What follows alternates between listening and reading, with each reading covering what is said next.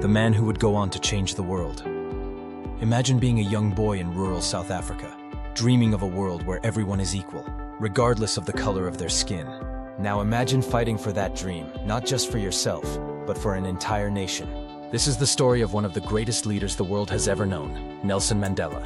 Born in 1918 in a small village called Mvezo, Mandela's journey would lead him from the classrooms of South Africa to the harsh confines of prison, and eventually to becoming the first black president of a free, democratic South Africa. But his story isn't just one of political victory. It's a story of courage, sacrifice, and an unwavering belief that one man can change the course of history. Today, we're diving into the life of Nelson Mandela, his childhood, education, struggles, triumphs, and the enduring legacy of his fight for justice. Stay tuned as we explore how a young boy with a dream grew into a global symbol of peace and reconciliation. Let's start with his early years, the foundation that shaped the man who would go on to change the world. Early childhood and family. Full name: Nelson Rolihlahla Mandela, born July 18, 1918, in the village of Mvezo, Eastern Cape, South Africa. Family background: Mandela belonged to the Thembu royal family. His father, Gadla Henry Mafakanyiswa, was a chief, though he was stripped of his title when Mandela was young. His mother, Nosekeni Fanny, was the third wife of his father. Mandela's early years were influenced by his family's ties to the African royalty, but he was raised in a rural setting. His father's fall from grace left the family in relative poverty, but Mandela's mother ensured he received an education. Education, primary education. Mandela attended local schools where his teacher gave him the name Nelson, a common Christian name. Secondary education. He attended the Clarkberry Boarding Institute and later the Healdtown, a Methodist school. University education. Fort Hare University. Mandela studied at the prestigious Fort Hare University, a center of resistance to apartheid. He joined student protests here, which led to his expulsion in 1940. University of Witwatersrand. After moving to Johannesburg, Mandela completed his law degree at the University of Witwatersrand in 1942, becoming one of the few black South Africans to hold a degree in law at the time. Political awakening and activism. Mandela's involvement in politics began in his youth. Influenced by the struggle for justice, Mandela joined the African National Congress, ANC, in 1943. He became involved in protests against segregation, inequality, and the apartheid policies introduced by the National Party in 1948. Mandela helped form the ANC Youth League, and in 1944, he co-founded the African National Congress Youth League with Oliver Tambo and Walter Sisulu. Defiance Campaign, 1940s. Mandela's involvement in the ANC's campaigns against apartheid policies grew throughout the 1940s, including his role in the Defiance Campaign in 1944, which aimed to break apartheid laws through peaceful protests. Rivonia Trial, 1963 to 1964. Mandela was arrested and tried for treason. He famously delivered his "I am prepared to die" speech during the Rivonia trial, signaling his readiness to sacrifice his life for the freedom of his people. Mandela was sentenced to life imprisonment. 27 years of struggle.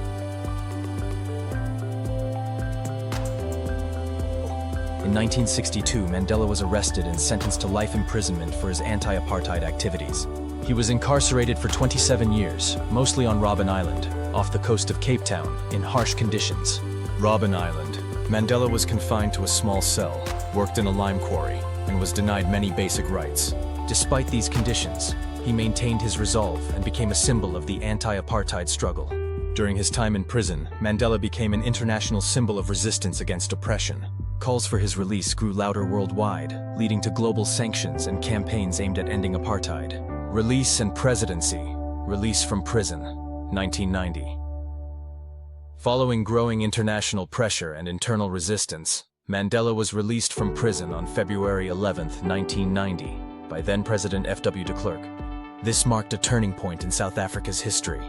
Negotiating peace. Mandela played a crucial role in negotiating the end of apartheid.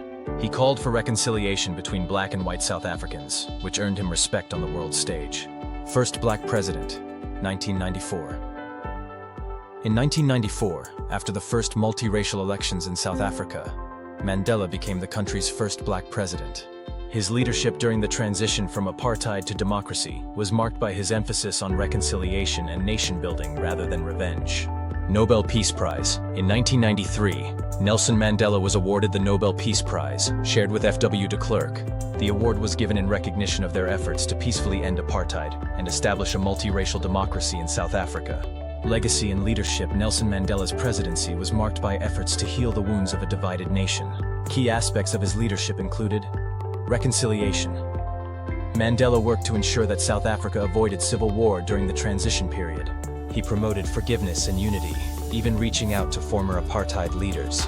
Truth and Reconciliation Commission, TRC. He supported the establishment of the TRC, led by Archbishop Desmond Tutu, which provided a platform for victims of apartheid to tell their stories and for perpetrators to confess their crimes. After serving one term as president, Mandela stepped down in 1999 and retired from political life, though he remained an advocate for peace, human rights, and social justice until his death.